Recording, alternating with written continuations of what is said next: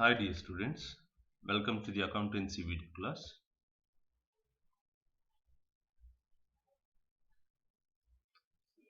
In today's class, let us begin the new chapter, chapter 3, recording transactions 1.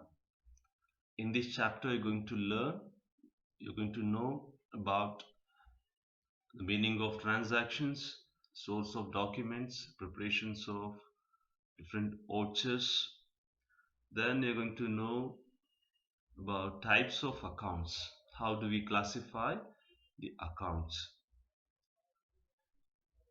Then also you're going to learn from this chapter preparation of journal entries and ledger. So these are all the things you're going to learn from this chapter 3. Today let us cover these concepts which you see on the screen. Business transactions, meaning source of documents, preparation of accounting vouchers, then types of accounts and preparation of types of accounts. Till that I'll cover the concepts in today's video class. Then in the next video, I'll teach you how to prepare a journal. Okay, let us begin. First, let's see what is business transactions. Business transactions are exchange of economic considerations between parties and have twofold effects that are recorded at least two accounts. So business transactions are nothing but the exchange of economic considerations between the business and the third party. Economic considerations means exchange of things with the money. That may be buying things or giving things, buying things or selling the things, or receiving money. So where we see the transactions be in the monetary aspect, the exchange will bring changes in the money. That money may increase or money may decrease in the business. So ಅಂದ್ರೆ ಇಲ್ಲಿ business transactions ಅಂದ್ರೆ ನಾವು ಒಂದು ಹಣಕಾಸಿಗೆ ಸಂಬಂಧಪಟ್ಟಂಗೆ ಏನೇ ನಾವು exchange ಮಾಡಿದಾಗ ಹಣಕಾಸಿನಲ್ಲಿ ನಮಗೆ ವ್ಯತ್ಯಾಸ ಕಂಡು ಬರುತ್ತೋ ಆ ಒಂದು ಎಕ್ಸ್ಚೇಂಜ್ ನಾವು ಯಾರ ಜೊತೆ ನಾವು ಮಾಡ್ತೀವಿ, ಥರ್ಡ್ ಪಾರ್ಟಿ ಜೊತೆ, ಬಿಸ್ನೆಸ್ ಮಧ್ಯೆ ಹಾಗೆ ಥರ್ಡ್ ಪಾರ್ಟಿ ಜೊತೆ ಆಗಂತ ಒಂದು ಎಕ್ಸ್ಚೇಂಜ್ ಆಫ್ ಏನು ಈ ಆರ್ಥಿಕತೆಯಲ್ಲಿ ನಾವು ಏನು ಎಕ್ಸ್ಚೇಂಜ್ ನಾವು ನೋಡ್ತೀವಿ ಅದು ನಮ್ಮ ಹಣಕಾಸಿನಲ್ಲಿ ಏನಾಗುತ್ತೆ, ಚೇಂಜಸ್ ಆಗುತ್ತೆ. ಅವು ನಮ್ಗೆ ಏನಾಗ್ತವೆ, ಟ್ರಾನ್ಸಾಕ್ಷನ್ಸ್ ಆಗ್ತವೆ. ಫಾರ್ ಎಕ್ಸಾಂಪಲ್ ನಾವೀಗ ಫರ್ನಿಚರ್ನ ಪರ್ಚೇಸ್ ಮಾಡಿದ್ರೆ ಫರ್ನಿಚರ್ ಬರುತ್ತೆ, ನಮ್ಮಲ್ಲಿ ಹಣಕಾಸಿನ ಹಣ ಏನಾಗುತ್ತೆ, ಕಡಿಮೆ ಆಗುತ್ತೆ, ಹೌದಲ್ವಾ? ಈಗ ನಾವು ಯಾರತ್ತಾದ್ರೂ ನಾವು ಸೇಲ್ಸ್ ಮಾಡಿ ಅಮೌಂಟ್ನ ರಿಸೀವ್ ಮಾಡಿದ್ರೆ ಹಣ ಜಾಸ್ತಿ ಆಗುತ್ತೆ. ನಾವು ಬ್ಯಾಂಕಲ್ಲಿ ಅಮೌಂಟ್ನ ಡೆಪಾಸಿಟ್ ಮಾಡಿ ನಮ್ಮಲ್ಲಿ ಕ್ಯಾಶ್ ಕಡಿಮೆ ಆಗುತ್ತೆ, ಬ್ಯಾಂಕಲ್ಲಿ ಅಕೌಂಟ್ ನಮಗೆ ಬ್ಯಾಲೆನ್ಸ್ ಜಾಸ್ತಿ ಆಗುತ್ತೆ. ಇವಾಗ ನಾವು ಎಲೆಕ್ಟ್ರಿಸಿಟಿ ಬಿಲ್ ನಾವು ಪೇ ಮಾಡಿದ್ವಿ, ನಾವು ಆ ಬೆನಿಫಿಟ್ ನಾವು ರಿಸೀವ್ ಮಾಡಿ ಅದಕ್ಕೆ ಎಕ್ಸ್ಚೇಂಜ್ ಆಗಿ ನಾವೇನ್ ಮಾಡ್ತಾ ಇದೀವಿ, ಅಮೌಂಟ್ ನ ಕೊಡ್ತಾ ಇದೀವಿ. ಹೀಗೆ exchange of economic consideration between the business and the third parties, that become the transactions. So that transactions are to be recorded in the books of accounts. To know the financial positions, to know how much income or loss, how much profit or loss incurred in the business. Then these each and every business transactions have twofold effects. Each and every business transaction has twofold effects. One receiving benefit and giving benefit. At least you see twofold effects. It means ಯಾವುದೇ ಒಂದು transaction ನೋಡಿದ್ರು ಪ್ರತಿಯೊಂದು transactions ಅಲ್ಲೂ ಎರಡು ನಮಗೆ aspects ಇರುತ್ತೆ. ಒಂದು benefit receive ಮಾಡೋದು, ಒಂದು ಬೆನಿಫಿಟ್ ನಾವು ಕೊಡೋದು. ಓಕೆನಾ? ಎರಡು ಆಸ್ಪೆಕ್ಟ್ಸ್ ಇರ್ತವೆ. ಅದನ್ನ ನಾವು ಬೆನಿಫಿಟ್ ರಿಸೀವ್ ಮಾಡ್ತೀವಿ, what we receive the benefit, that becomes debit aspect, and giving benefit is credit aspects. These concept is dual concept is used in double entry system of accounting. So twofold effects are recorded in the books of accounts so that clear cut picture of financial position can be drawn in the financial statement. Got it? Here we see the meaning of source of document. Next concept is source of document. These all things I explained in the first chapter. The basic concepts, basic terms used in accounting. In that concept, I explained these all concepts. Anyway, once again, you can recall it. The various business transactions evident by an appropriate documents such as invoice, sales bills, cash memos, check, salary slip, etc. are called as source of documents or vouchers. You know, I explained the concept of objective concept. In that concept says for recording of each and every transactions there must be evidence. ಅಂದ್ರೆ ನಾವು ಏನೇ books of accounts ನಾವು record ಮಾಡ್ತೀವಿ transactions ನ, ಅದಕ್ಕೆ ನಾವೇನ್ ಮಾಡಬೇಕು, evidence ನಾವು ಇಟ್ಟಿರಬೇಕು. We must maintain the evidence. That evidence it self known as bills, cash ಮೆಮೋಸ್, different vouchers, checks, salary slips. So these all the source of documents must be maintained. ಹೌದಾ? ನಾವು auditing ಟೈಮಲ್ಲಿ ನಾವು ಏನೇ ಟ್ರಾನ್ಸಾಕ್ಷನ್ ನಾವು record ಮಾಡಿದ್ರು ಅದಕ್ಕೆ source of documents ಕೇಳ್ತಾರೆ, evidence ಕೇಳ್ತಾರೆ. ಫಾರ್ ಎಕ್ಸಾಂಪಲ್ ನೀವು 10 lakhs ಪರ್ಚೇಸ್ ಮಾಡಿದ್ರ ಮಷಿನರೀಸ್ನ, ಅದಕ್ಕೆ ರೆಸಿಪ್ಟ್ಸ್ ಎಲ್ಲಿ, ಬಿಲ್ ಎಲ್ಲಿ ಅಂತ ಕೇಳ್ತಾರೆ. ಯಾಕಂದ್ರೆ ನಾವು 10 lakhs ಪರ್ಚೇಸ್ ಮಾಡಿನ ನಾವು 15 lakhs ಅಂತ ತೋರಿಸ್ಬೋದು ಬುಕ್ಸ್ ಆಫ್ ಅಕೌಂಟ್ಸ್ ಅಲ್ಲಿ. ತರ ಮೋಸ ಆಗ್ಬಾರ್ದು, ಹೌದಲ್ವಾ? Not to avoid inappropriate accounts or fraudulence, these evidence must be maintained. So during the auditing time we must keep all the supportive documents for the accounts prepared. Got it? So ಇಲ್ಲಿ various ನಾವು transactions evidence ನಾವೇನ್ maintain ಮಾಡ್ತೀವೋ ಅವನ್ನ ನಾವು documents ಅಂತ vouchers ನಾವು ಕರಿತೀವಿ. Like invoice ಇರ್ಬೋದು, ಸೇಲ್ಸ್ ಬಿಲ್ ಇರ್ಬೋದು, ಕ್ಯಾಶ್ ಮೆಮೋಸ್ ಇರ್ಬೋದು, ಚೆಕ್ಸ್ ಇರ್ಬೋದು, ಸ್ಯಾಲರಿ ಸ್ಲಿಪ್ಸ್ ಇರ್ಬೋದು, ಇವೆಲ್ಲ ನಮಗೆ ಸೋರ್ಸ್ ಆಫ್ ಡಾಕ್ಯುಮೆಂಟ್ಸ್ ಆಗಿರ್ತವೆ for the transactions recorded. Got it? So next concept we see preparation of accounting vouchers. How do we prepare accounting vouchers and what are those? Accounting vouchers may be classified as cash vouchers, under cash memos, debit voucher, credit voucher, and journal vouchers. Here we see the form of debit voucher. The debit vouchers are the documentary evidence of cash payments, like payments of wages, salary, purchase of assets or goods, etc. So whatever the cash payments are done in the business organization, for that we maintain debit voucher.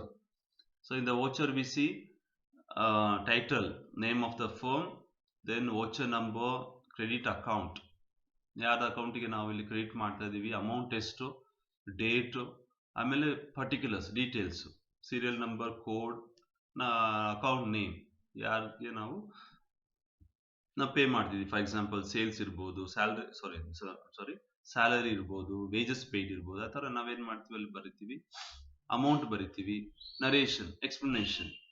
ಓಕೆನಾ? Particularly for example stationeries purchase ಮಾಡಿದ್ವಿ, ಏನ್ stationeries, ಏನು ಮಾಡಿದ್ವಿ, purchase ಮಾಡಿದ್ವಿ, ಅದಕ್ಕೆ details. Okay, ಈ ತರ ಒಂದು ಡೆಬಿಟ್ ವೋಚರ್ ನೋಡ್ತೀವಿ.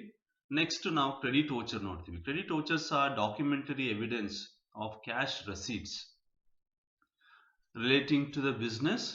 ಫಾರ್ ಎಕ್ಸಾಂಪಲ್ ನಾವು ರೆಸೀಟ್ಸ್ ರಿಸೀವ್ ಮಾಡ್ತೀವೋ, ಇನ್ಕಮ್ ರಿಸೀವ್ ಮಾಡ್ತೀವೋ, ಅದಕ್ಕೆ ರೆಸೀಟ್ಸ್ ನಾವು ಮೇಂಟೈನ್ ಮಾಡ್ತೀವೋ ಅದನ್ನ ನಾವು ಕ್ರೆಡಿಟ್ ವೋಚರ್ ಅಂತ ನಾವು ಕರಿತೀವಿ.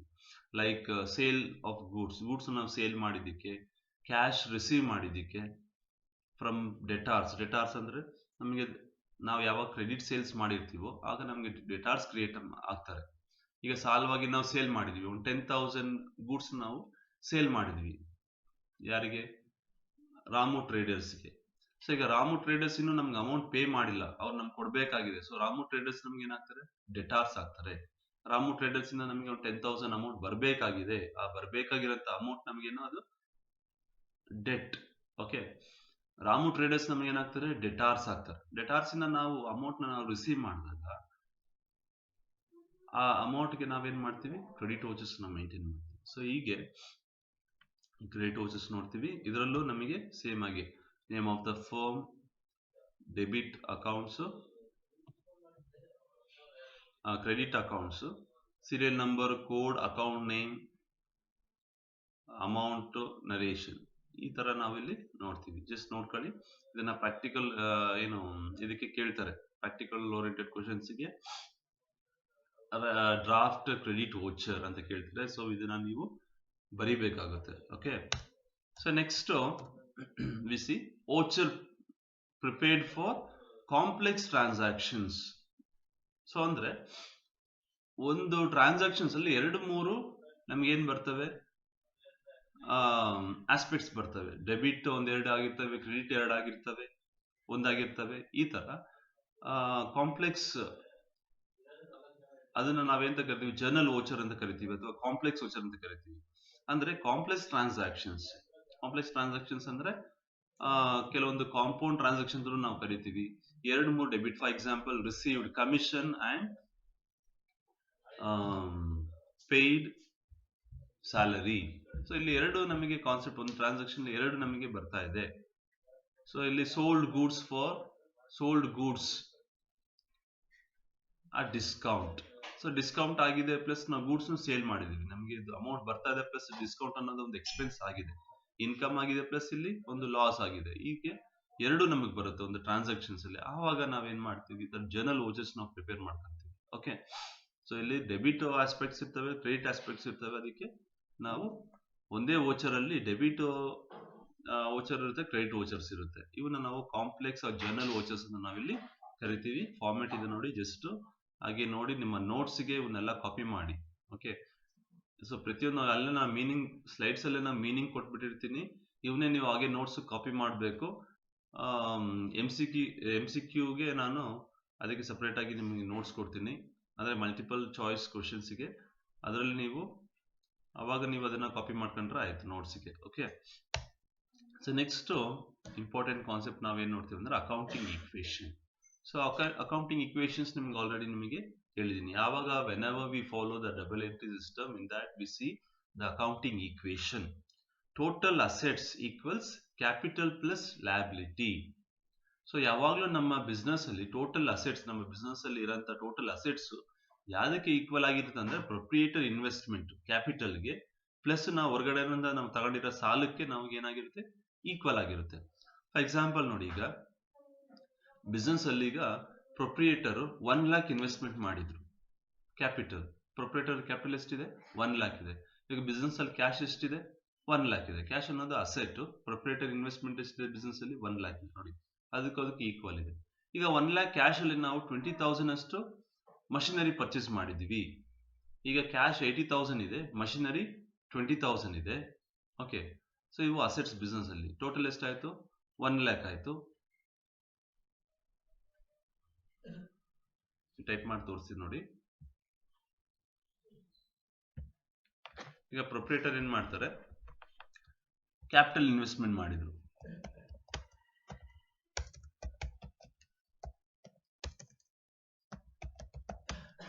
ಅಂದ್ರೆ ಎಷ್ಟು ಮಾಡಿದ್ರು? 1 lakh ಮಾಡಿದ್ರು. ಅಂದ್ರೆ ಕ್ಯಾಶ್ ಹಾಕಿದ್ರು 1 lakh. ಏನ್ ಮಾಡಿದ್ರು? ಕ್ಯಾಶ್ ಹಾಕಿದ್ರು ಬಿಸ್ನೆಸ್ ಅಲ್ಲಿ, ಕ್ಯಾಶ್ ತಂದ್ರು, ಇನ್ವೆಸ್ಟ್ಮೆಂಟ್ ಮಾಡಿದ್ರು. ಈಗ ಇನ್ವೆಸ್ಟ್ಮೆಂಟ್ ಯಾವ ಫಾರ್ಮ್ ಅಲ್ಲಿ ಇರುತ್ತೆ? ಕ್ಯಾಶ್ ಫಾರ್ಮ್ ಅಲ್ಲಿ ಇರುತ್ತೆ. ಕ್ಯಾಶ್ ಬಿಸ್ನೆಸ್ ಅಲ್ಲಿ ಎಷ್ಟಿರುತ್ತೆ? 1 lakh ಇರುತ್ತೆ. ಈಗ ನೋಡಿ, ಕ್ಯಾಪಿಟಲ್ ಅಸೆಟ್ಸ್ ಈಕ್ವಲ್ ಇರುತ್ತೆ, ಹೌದಲ್ವಾ? ಈಗ ಕ್ಯಾಶ್ ಅಲ್ಲಿ ನಾವೇನ್ ಮಾಡಿದ್ವಿ? 80,000 ನಾವು 80,000ಗೆ ಏನು ಮಾಡಿದ್ವಿ, ಮಷಿನರಿ ಪರ್ಚೇಸ್ ಮಾಡಿದ್ವಿ. ಕ್ಯಾಶ್ ಎಷ್ಟು ಉಳಿತು, 20,000 ಉಳಿತು. ಮಷಿನರಿ ಎಷ್ಟು ಬಂತು ವ್ಯಾಲ್ಯೂದು, 80,000 ಬಂತು. ನೋಡಿ, ಈಗ ಕ್ಯಾಶ್ ಮಷಿನರಿ ಎರಡು ಸೇರಿಸಿದ್ರೆ 1 lakh ಆಗುತ್ತೆ. ಅಸೆಟ್ಸ್ ಯಾರಿಗೆ ಈಕ್ವಲ್ ಆಗಿದೆ, ಕ್ಯಾಪಿಟಲ್ಗೆ ಈಕ್ವಲ್ ಇದೆ, 1 lakhಗೆ. ಹೀಗೆ ಪ್ರೊಪ್ರೈಟರಿ ಏನು ಇನ್ವೆಸ್ಟ್ಮೆಂಟ್ ಮಾಡಿರ್ತಾನೋ, ಹೊರಗಡೆ ಏನು ಸಾಲ ತಗೊಂಡಿರ್ತಾನೋ, ಅದಕ್ಕೆ ಈಕ್ವಲ್ ಆಗಿ ಬಿಸ್ನೆಸ್ ಅಲ್ಲಿ ನಮ್ಗೆ ಏನು ಸಿಗ್ಬೇಕು, ಲೆಕ್ಕ ಸಿಗ್ಬೇಕು. ಯಾವ ಫಾರ್ಮ್ ಅಲ್ಲಿ, ಅದು ಅಸೆಟ್ಸ್ ಫಾರ್ಮ್ ಅಲ್ಲಿ ನಮಗೆ ಅಕೌಂಟ್ ಸಿಗ್ಬೇಕು. ಓಕೆ, ಅದನ್ನೇ ನಾವು ಒಂದು ಈಕ್ವೇಶನ್ ನಾವು ಫಾಲೋ ಮಾಡೋದು. ಓಕೆ, ನೋಡಿ, ಈಗ ಡಬಲ್ ಎಂಟ್ರಿ ಸಿಸ್ಟಮ್ ಅಂದ್ರೆ, ಈಗ ನಾವು ಮಷಿನರಿನ ಪರ್ಚೇಸ್ ಮಾಡಿದ್ವಿ, ಆಗ ನಮ್ಮಿಂದ ಎಷ್ಟು ಕ್ಯಾಶ್ ಹೋಯ್ತು, 80,000 ಹೋಯ್ತು. 80,000 ಅಷ್ಟು ವ್ಯಾಲ್ಯೂ ಮಷಿನ್ ಬಿಸ್ನೆಸ್ ಅಲ್ಲಿ ಬಂತು. ನೋಡಿ, ಎರಡು ಎಂಟ್ರಿ ಮಾಡೋದ್ರಿಂದ ಕ್ಯಾಶ್ ಎಷ್ಟು ಉಳಿದಿದೆ ಅಂತ ಗೊತ್ತಾಗುತ್ತೆ. ಈಗ ಮಷಿನರಿ ಎಷ್ಟು ಬಿಸ್ನೆಸ್ ಅಲ್ಲಿ ಬಂದಿದೆ ಅನ್ನೋದು ಗೊತ್ತಾಗುತ್ತೆ. ಸೊ ಹೀಗೆ ಡಬಲ್ ಎಂಟ್ರಿ ಸಿಸ್ಟಮ್ ಅಲ್ಲಿ ಈ ಒಂದು ಈಕ್ವೇಶನ್ ನಾವು ಫಾಲೋ ಮಾಡ್ತೀವಿ.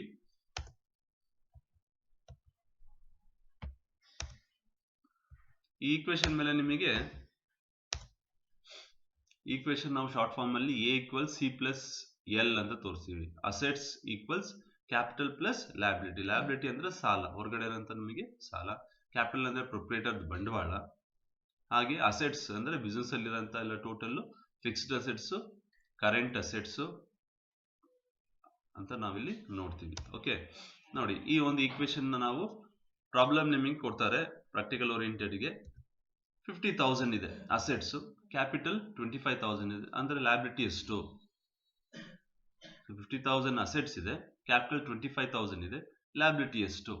ಸೊ ಟೋಟಲ್ ಅಸೆಟ್ಸ್ ಅಲ್ಲಿ assets equals to capital plus liability, ಅಂದ್ರೆ ನಮಗೆ ಕ್ಯಾಪಿಟಲ್ ಪ್ಲಸ್ ಲ್ಯಾಬಿಲಿಟಿ ಎಷ್ಟು ಬರಬೇಕು, ಇಲ್ಲಿ 50,000 ಬರಬೇಕು. 50,000 ಅಲ್ಲಿ ಕ್ಯಾಪಿಟಲ್ 25,000 ಇದೆ, ಲ್ಯಾಬಿಲಿಟಿ ಎಷ್ಟಾಗಿರುತ್ತೆ, 25,000 ಆಗಿರುತ್ತೆ. ಹೌದಲ್ವಾ? ಜಸ್ಟ್ ನೀವೇನ್ ಮಾಡ್ಬೋದು, 50,000 ಅಲ್ಲಿ ಅಸೆಟ್ಸ್ ಎಷ್ಟಿದೆ, 50,000 ಇದೆ.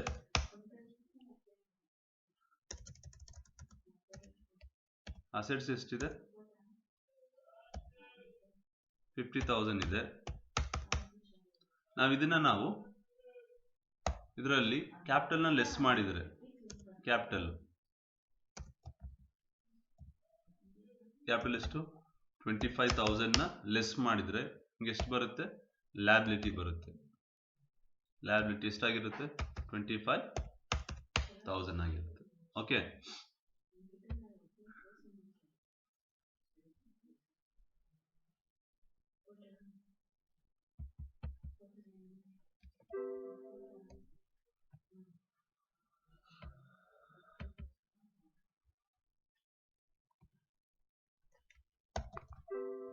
ಗೊತ್ತಾಯ್ತಾ? ಇದು ಅಸೆಟ್ಸ್ ಅಲ್ಲಿ ಕ್ಯಾಪಿಟಲ್ ಲೆಸ್ ಮಾಡಿದ್ರೆ ರಿಮೈನಿಂಗ್ ಏನಾಗಿರುತ್ತೆ, ಲ್ಯಾಬಿಲಿಟಿ ಆಗಿರುತ್ತೆ. ಓಕೆ, ಸೊ ಹಾಗೇನೆ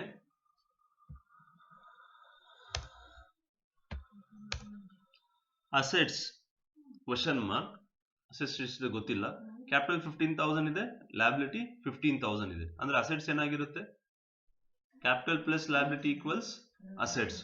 15,000 30,000, ಅಸೆಟ್ಸ್ ಏನಾಗಿರುತ್ತೆ, 30,000 ಆಗಿರುತ್ತೆ. ಓಕೆ, ಸೊ ಇದೆಲ್ಲ ತುಂಬಾ ಸಿಂಪಲ್ ಇದು.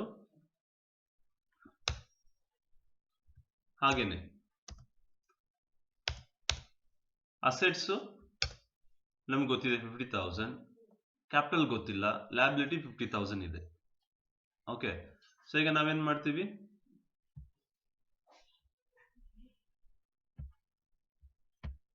ಅಸೆಟ್ಸ್ ಗೊತ್ತಿದೆ, ಲ್ಯಾಬಿಲಿಟಿ ಗೊತ್ತಿದೆ, ಕ್ಯಾಪಿಟಲ್ ಗೊತ್ತಿಲ್ಲ. Assets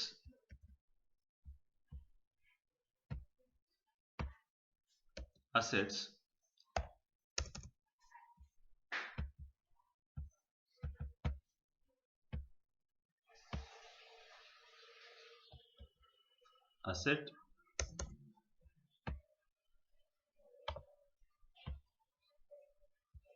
assets minus liability, assets minus liability equals ಏನಾಗಿರುತ್ತೆ, ಕ್ಯಾಪಿಟಲ್ ಆಗಿರುತ್ತೆ.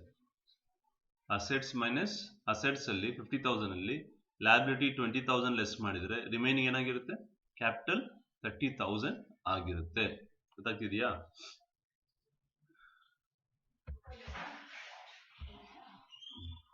ಸೊ ಅಂದ್ರೆ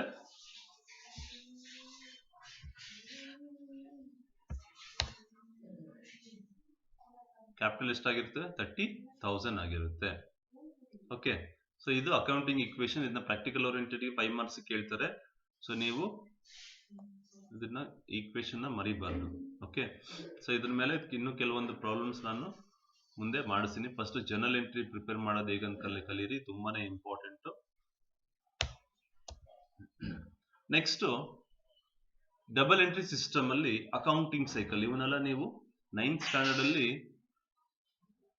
ಲಾಸ್ಟ್ ಚಾಪ್ಟರ್ ಅಲ್ಲಿ ನೀವು ಇದ್ರ ಬಗ್ಗೆ ಸ್ವಲ್ಪ ಆದ್ರೂ ತಿಳ್ಕೊಂಡಿರ್ತೀರಾ. ಆದ್ರೂ ಇನ್ನೊಂದ್ಸಲಿ ಡೀಟೇಲ್ ಆಗಿ ನಾವು ನೋಡ್ತೀವಿ. ಯಾಕಂದ್ರೆ ಈಗ ಅಕೌಂಟ್ಸ್ ಪ್ರಾಕ್ಟಿಕಲ್ ಆಗಿ ನೀವು ಪ್ರಿಪೇರ್ ಮಾಡೋದು ಕಲಿಬೇಕು. ಹಾಗಾಗಿ ಅಕೌಂಟ್ಸ್ ಡಬಲ್ ಎಂಟ್ರಿ ಸಿಸ್ಟಮ್ ಅಲ್ಲಿ ನಮ್ಮ ಟ್ರಾನ್ಸಾಕ್ಷನ್ ಹೇಗೆ, ನಮ್ಮ ಅಕೌಂಟಿಂಗ್ ಸೈಕಲ್ ಇರುತ್ತೆ, ಪ್ರಿಪರೇಷನ್ ಆಫ್ ಅಕೌಂಟ್ಸ್ ಹೇಗಿರುತ್ತೆ ಅಂದ್ರೆ, ಫಸ್ಟ್ ಟ್ರಾನ್ಸಾಕ್ಷನ್. ಫಸ್ಟ್ ನಾವು ಏನ್ ನೋಡ್ತೀವಿ, ಟ್ರಾನ್ಸಾಕ್ಷನ್ಸ್ ನೋಡ್ತೀವಿ. ಫಸ್ಟ್ ನಾವೇನ್ ನೋಡ್ತೀವಿ, ಟ್ರಾನ್ಸಾಕ್ಷನ್ಸ್ ನೋಡ್ತೀವಿ. ಫಸ್ಟ್ ಬಿಸ್ನೆಸ್ ಅಲ್ಲಿ ಅಕೌಂಟಿಂಗ್ ಟ್ರಾನ್ಸಾಕ್ಷನ್ಸ್ ಬರುತ್ತೆ. ಅವನ್ನ ನಾವು ಫಸ್ಟ್ ಎಲ್ಲಿ ಎಂಟ್ರಿ ಮಾಡ್ತೀವಿ, ಜರ್ನಲ್ ಅಲ್ಲಿ ಎಂಟ್ರಿ ಮಾಡ್ತೀವಿ. ಜರ್ನಲ್ ಪ್ರಿಪೇರ್ ಮಾಡ್ತೀವಿ. ಓಕೆ, ಜರ್ನಲ್ ಅಥವಾ ಸಬ್ಸಿಡರಿ ಬುಕ್ಸ್ ಅಂತ ನಾವು ಪ್ರಿಪೇರ್ ಮಾಡ್ತೀವಿ. ಅದಾದ್ಮೇಲೆ ನಾವೇನ್ ಪ್ರಿಪೇರ್ ಮಾಡಬೇಕು, ಲೆಡ್ಜರ್ ಪ್ರಿಪೇರ್ ಮಾಡ್ತೀವಿ. ಓಕೆ, ಜರ್ನಲ್ ಇಂದ ನಾವೇನ್ ಪ್ರಿಪೇರ್ ಮಾಡ್ತೀವಿ, ಲೆಡ್ಜರ್ ಪ್ರಿಪೇರ್ ಮಾಡ್ತೀವಿ. So ledger is nothing but the recording of transactions and systematic books of accounts. Ledger ಅನ್ನೋದು ಒಂದು ಬುಕ್. ಅದರಲ್ಲಿ ಡಿಫ್ರೆಂಟ್ ಅಕೌಂಟ್ಸ್ ಓಪನ್ ಮಾಡಿ ನಾವು ಟ್ರಾನ್ಸಾಕ್ಷನ್ಸ್ ನಾವು ಎಂಟ್ರಿ ಮಾಡ್ತೀವಿ. ಓಕೆ, ಲೆಡ್ಜರ್ ಪ್ರಿಪೇರ್ ಮಾಡಿದ್ಮೇಲೆ ನಾವೇನ್ ಪ್ರಿಪೇರ್ ಮಾಡ್ತೀವಿ, ಟ್ರಯಲ್ ಬ್ಯಾಲೆನ್ಸ್ ಪ್ರಿಪೇರ್ ಮಾಡ್ತೀವಿ. ಸೊ ಟ್ರಯಲ್ ಬ್ಯಾಲೆನ್ಸ್ ಅಲ್ಲಿ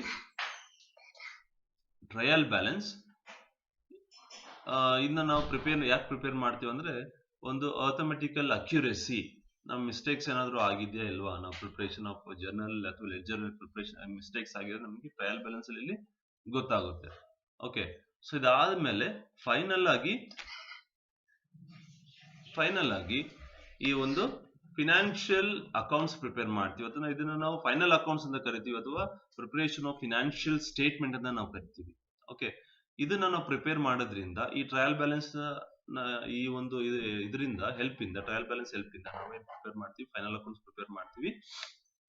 ಸೊ ಇದು ನಮಗೆ ಒಂದು ಬಿಸ್ನೆಸ್ ಅಲ್ಲಿ ಎಷ್ಟು ಪ್ರಾಫಿಟ್ ಆಗಿದೆ, ಎಷ್ಟು ಲಾಸ್ ಆಗಿದೆ ಅನ್ನೋದು ನಮಗೆ ಗೊತ್ತಾಗುತ್ತೆ. ಈ ಒಂದು ಫೈನಲ್ ಅಕೌಂಟ್ಸ್ ಅಲ್ಲಿ ಟ್ರೇಡಿಂಗ್ ಅಕೌಂಟ್ ಪ್ರಿಪೇರ್ ಮಾಡ್ತೀವಿ, ಪ್ರಾಫಿಟ್ ಅಂಡ್ ಲಾಸ್ ಅಕೌಂಟ್, ಆಮೇಲೆ ಬ್ಯಾಲೆನ್ಸ್ ಶೀಟ್ ಪ್ರಿಪೇರ್ ಮಾಡ್ತೀವಿ. ಇಷ್ಟನ್ನು ನೀವು ಫಸ್ಟ್ ಇಯರ್ ಅಲ್ಲಿ ನೀವು ಕಲಿತೀರಾ, ಹೇಗೆ ನಾವು ಟ್ರಾನ್ಸಾಕ್ಷನ್ಸ್ ನ ಜರ್ನಲ್ ಅಲ್ಲಿ ಹೇಗೆ ಪ್ರಿಪೇರ್ ಮಾಡ್ತೀವಿ, ಅಥವಾ ಸಬ್ಸಿಡರಿ ಬುಕ್ಸ್ ಹೇಗೆ ಪ್ರಿಪೇರ್ ಮಾಡ್ತೀವಿ.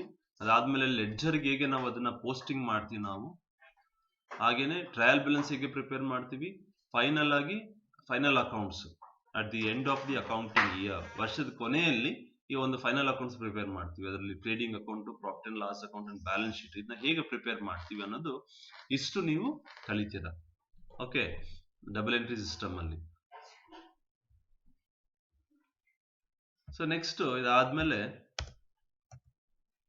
ಕೈಂಡ್ಸ್ ಆಫ್ ಅಕೌಂಟ್ಸ್, ಇದು ತುಂಬಾನೇ ಇಂಪಾರ್ಟೆಂಟ್. ಇವು ನೀವು ಜರ್ನಲ್ ಎಂಟ್ರಿ ಪ್ರಿಪೇರ್ ಮಾಡೋದಕ್ಕೆ, ಜರ್ನಲ್ ನ ಪ್ರಿಪೇರ್ ಮಾಡೋದಕ್ಕೆ ನಿಮಗೆ ಇದು ಬೇಕೇ ಬೇಕು. ಇದನ್ನ ಸರಿಯಾಗಿ ಗಮನ ಇಟ್ಟು ನೀವು ಕೇಳಿ ತಿಳ್ಕೊಳ್ಳಿ. Okay, an account is the summarized information. What is account? Account is nothing but summarized information of transactions which are recorded, the books of accounts.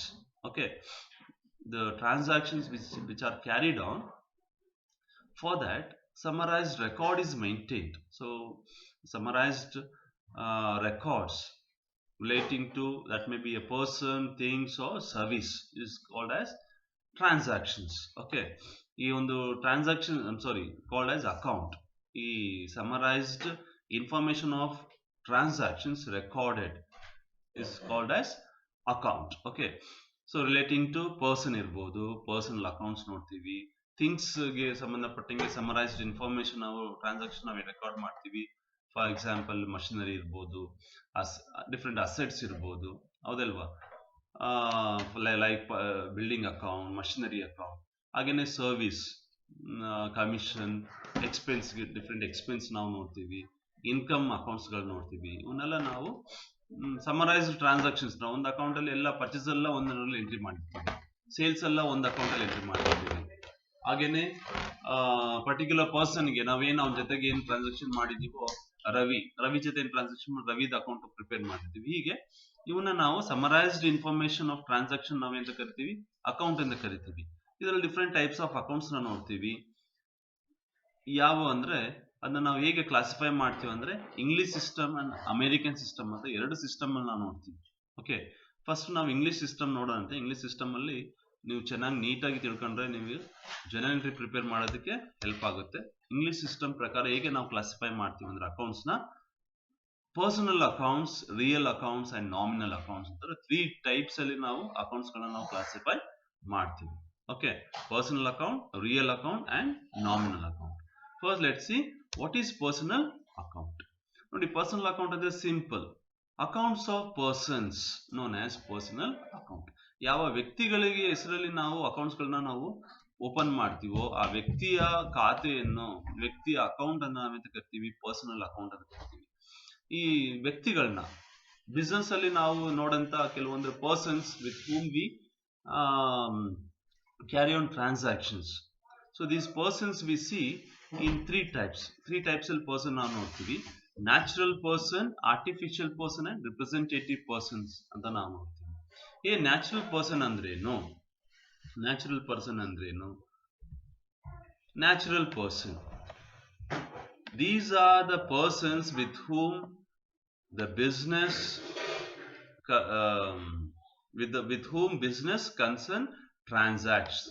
Okay, ಯಾವ ವ್ಯಕ್ತಿಗಳ ಜೊತೆ ಬಿಸ್ನೆಸ್ ಟ್ರಾನ್ಸಾಕ್ಷನ್ಸ್ ನ ಕ್ಯಾರಿ ಆನ್ ಮಾಡುತ್ತೋ ಆ ವ್ಯಕ್ತಿಗಳನ್ನ ನಾವು ಪರ್ಸನ್ಸ್ ಅಂತ, natural persons. Natural persons for example Ram, Rahim, Grace account, Alan account, Vijay's account. ಅದು ಡಿಫ್ರೆಂಟ್ ಪರ್ಸನ್ ಜೊತೆ ನಾವು ಅವ್ರ ಜೊತೆ ನಾವು ಟ್ರಾನ್ಸಾಕ್ಷನ್ಸ್ ಗಳನ್ನ ಮಾಡಿದಾಗ, ಬಿಸ್ನೆಸ್ ಟ್ರಾನ್ಸಾಕ್ಷನ್ ಮಾಡಿದಾಗ ಅವ್ರ ಅಕೌಂಟ್ ಗಳನ್ನ ನಾವು ಓಪನ್ ಮಾಡ್ತೀವಿ. ಓಕೆ, ಅವು natural person. Okay, next artificial person ನಾವು ನೋಡ್ತೀವಿ. What is artificial person? These are the accounts of individuals with whom business concern transactions. Yeah, individuals ಅಂದ್ರೆ like company, hospital. The artificial, these are existing in the eyes of law, registered. Okay, ನಾವಿಲ್ಲಿ different ನಾವು ಕಂಪನಿಗಳ ಜೊತೆ ನಾವು transactions ಮಾಡ್ತೀವಿ, firm ಜೊತೆ, institutions ಇರ್ಬೋದು, ಅಥವಾ ಹಾಸ್ಪಿಟಲ್ ಇರ್ಬೋದು, ಅಥವಾ ಕ್ಲಬ್ಗಳಿರ್ಬೋದು. ಇವನ್ನೆಲ್ಲ ನಾವು ಅವೆಲ್ಲ ಮಾನವನಿಂದ ಅವರು ನಿರ್ಮಿಸಲ್ಪಟ್ಟಿದೆ. ಅಂದ್ರೆ ರಿಜಿಸ್ಟ್ರೇಷನ್ ಮಾಡಿರ್ತಾರೆ, ಅದಕ್ಕೆ ಅಂತ ಒಂದು ಹೆಸರುಗಳನ್ನ ಕೊಟ್ಟಿರ್ತಾರೆ. ಆ ಹೆಸರಲ್ಲಿ ಎಲ್ಲಾ business transaction. For example Saint Joseph's convent, Saint Joseph school, ಇದು ಒಂದು ಇನ್ಸ್ಟಿಟ್ಯೂಷನ್. ಈ ಇನ್ಸ್ಟಿಟ್ಯೂಷನ್ ಒಂದು ಹೆಸರು ಕೊಟ್ಟು ಒಂದು ರಿಜಿಸ್ಟ್ರೇಷನ್ ಮಾಡಿಸಿದ್ದಾರೆ. ಎಲ್ಲ ಈ ಬಿಸ್ನೆಸ್ ಟ್ರಾನ್ಸಾಕ್ಷನ್ ಆ ಇನ್ಸ್ಟಿಟ್ಯೂಷನ್ ಹೆಸರಲ್ಲೇ ಪರ್ಚೇಸ್ ಮಾಡಿದ್ರು, ಆ ಇನ್ಸ್ಟಿಟ್ಯೂಷನ್ ಹೆಸರಲ್ಲೇ ಪರ್ಚೇಸ್ ಮಾಡ್ತಾರೆ. ಸೇಲ್ಸ್ ಮಾಡಿದ್ರು, ಹಾಗೆ ಅಡ್ಮಿಷನ್ಸ್ ಮಾಡ್ಕೊಂಡ್ರು. ಓಕೆನಾ? ಹೀಗೆ ಬಿಸ್ನೆಸ್ ಅಲ್ಲಿರೋ ಎಲ್ಲ ಅಸೆಟ್ಸ್ ಗಳನ್ನ ಇನ್ಸ್ಟಿಟ್ಯೂಷನ್ ಹೆಸರಲ್ಲಿ ಮಾಡಿರ್ತಾರೆ, ಹೌದಲ್ವಾ? ಕೆಲವೊಂದು ನಾವು ಏನು ಹಾಸ್ಪಿಟಲ್ಗಳನ್ನ ನೋಡ್ತೀವಿ, ಕಂಪನಿಗಳು ನೋಡ್ತೀವಿ. Reliance company example, Reliance companies account, Canara bank company account, PU board company account, Saint Joseph's convent schools account. ಹೀಗೆ ನಾವು artificial person which are created and existing in the eyes of law. Okay, ಅವನ್ನ ನಾವು ಆರ್ಟಿಫಿಷಿಯಲ್ ಪರ್ಸನ್ ಅಂತ ಕರಿತೀವಿ. ಓಕೆನಾ? ಅದ್ರ ಜೊತೆ ನಾವೇನ್ ಮಾಡ್ತೀವಿ, ಬಿಸ್ನೆಸ್ ಟ್ರಾನ್ಸಾಕ್ಷನ್ ಮಾಡ್ತೀವಿ. ಫಾರ್ ಎಕ್ಸಾಂಪಲ್, ಈಗ ನಾವು ರಿಲಯನ್ಸ್ ಕಂಪನಿನ ನಾವು ಪರ್ಚೇಸ್ ಮಾಡಿದ್ವಿ ಅಥವಾ ರಿಲಯನ್ಸ್ ಕಂಪನಿಗೆ ಸೇಲ್ ಮಾಡಿದ್ವಿ, ಅವಾಗ ರಿಲಯನ್ಸ್ ಕಂಪನಿ ಅಂತ ನಾವು ಬರ್ಕಂತೀವಿ. Okay, so next representative persons ಅಂತ ನೋಡ್ತೀವಿ. These are the accounts represents the natural person or artificial person for some activities. For example, ಈಗ ಗೂಡ್ಸ್ ನಾವು ಸೇಲ್ ಮಾಡಿದೀವಿ, ನಮಗೆ ಇನ್ನೂ ಅಮೌಂಟ್ ಬರಬೇಕಾಗಿದೆ ಅವರಿಂದ. ಓಕೆನಾ? ಅಥವಾ ಸ್ಯಾಲ್ರಿ ನಾವು ಪೇ ಮಾಡ್ತೀವಿ, ಸ್ಯಾಲ್ರಿ ಪೇಯಬಲ್, ಇನ್ನು ಪೇ ಆಗ್ಬೇಕಾಗಿದೆ, ಸ್ಯಾಲ್ರಿ ಪೇಯಬಲ್.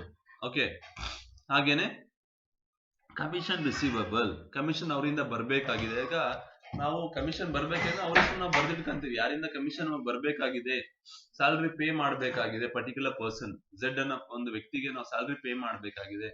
ಸೊ ಈಗ ಅವ್ರ ಹೆಸರು ನಾವು ಬರ್ದಿಟ್ಕೊಂತೀವಿ ಯಾರಿಗೆ ಪೇ ಮಾಡ್ಬೇಕಾಗಿದೆ. ಹೀಗೆ ಕೆಲವೊಂದು ಔಟ್ಸ್ಟ್ಯಾಂಡಿಂಗ್ ಎಕ್ಸ್ಪೆನ್ಸ್ ಇರ್ಬೋದು, ಎಕ್ಸ್ಪೆನ್ಸ್ ನಾವು ಪೇ ಮಾಡೋದಕ್ಕೆ ನಮಗೆ ಬಾಕಿ ಇರ್ಬೋದು, ಅಥವಾ ಔಟ್ಸ್ಟ್ಯಾಂಡಿಂಗ್ ಇನ್ಕಮ್, ನಾವು ಇನ್ಕಮ್ ನ ರಿಸೀವ್ ಮಾಡೋದಕ್ಕೆ ಬಾಕಿ ಇರ್ಬೋದು. ಅವಾಗ ಯಾರಿಂದ ಬಾಕಿ ಇದೆ ಅನ್ನೋದು ನಾವು ಬರ್ದಿಟ್ಕೊಂತೀವಿ. That activities represent the person or individuals. Okay, so that accounts are known as representative personal accounts ಅಂತ ಕರಿತೀವಿ. ಈ ತರ ನಾವು ಕ್ಲಾಸಿಫೈ ಮಾಡ್ತೀವಿ. ನೆಕ್ಸ್ಟ್ ಇದಕ್ಕೆ ಅಂತ ಕೆಲವೊಂದು ರೂಲ್ಸ್ ಇದಾವೆ.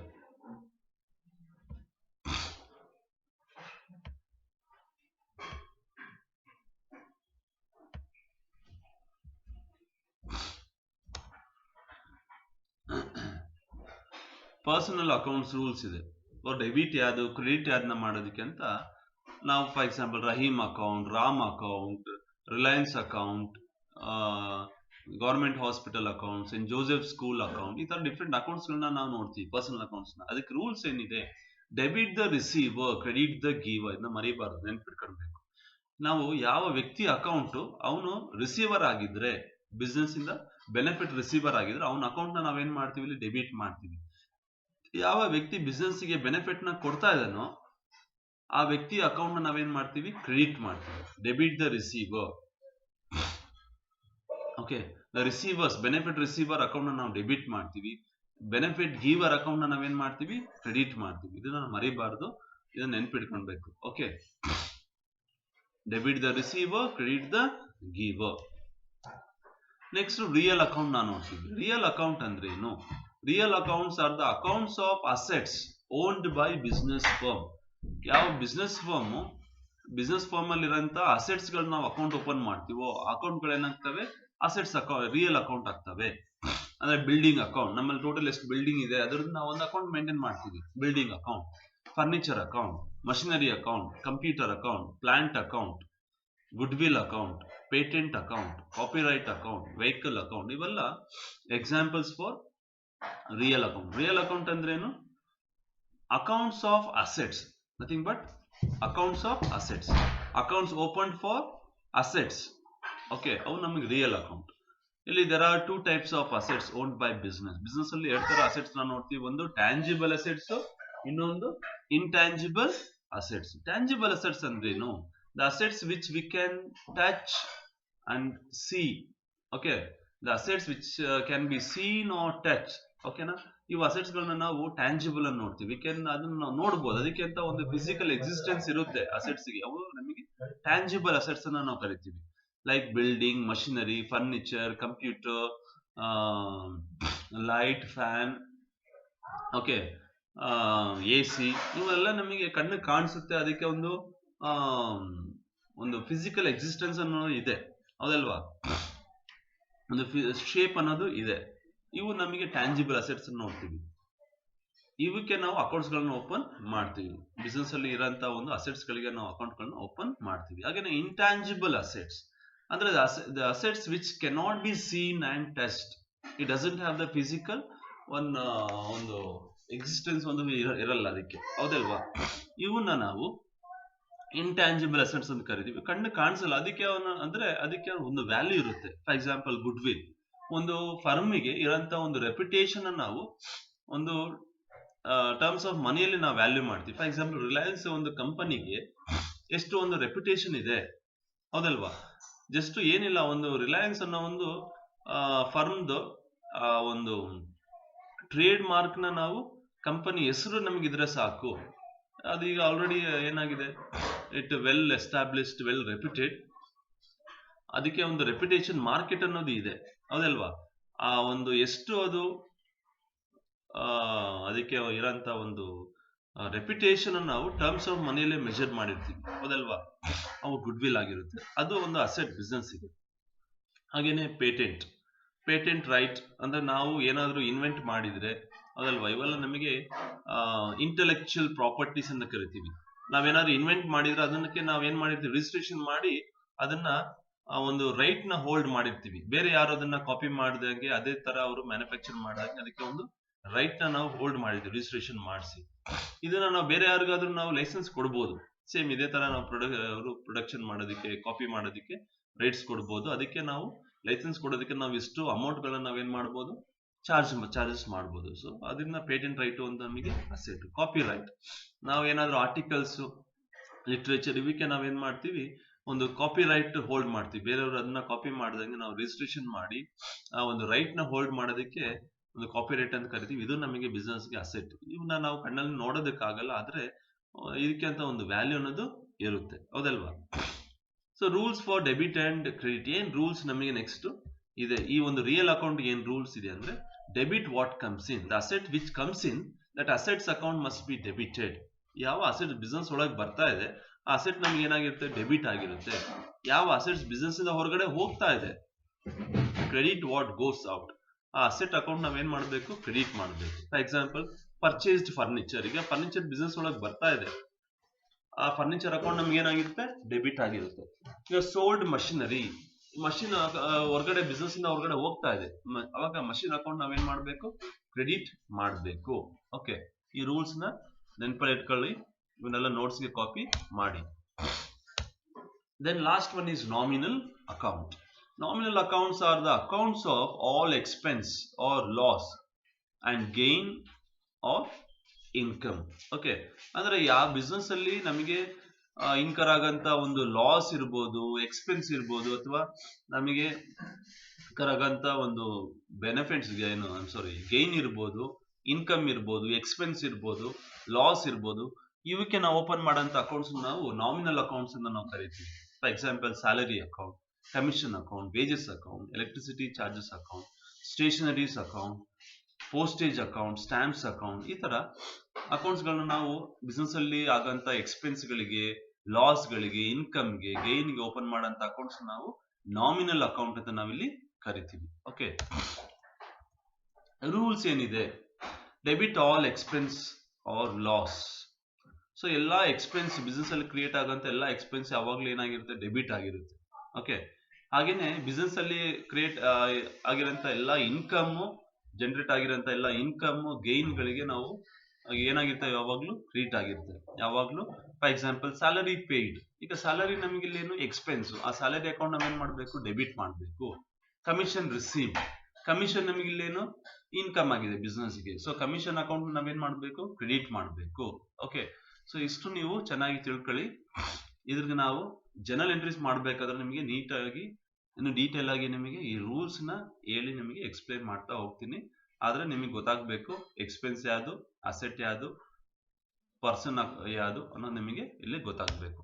ಓಕೆ, ಇಷ್ಟು ವಿಚಾರಗಳನ್ನ ನೀವು ನಿಮ್ಮ ನೋಟ್ಸ್ಗೆ ಕಾಪಿ ಮಾಡಿ ಇದನ್ನ ಚೆನ್ನಾಗಿ ಓದಿ ಇದನ್ನ ಕಲೀರಿ.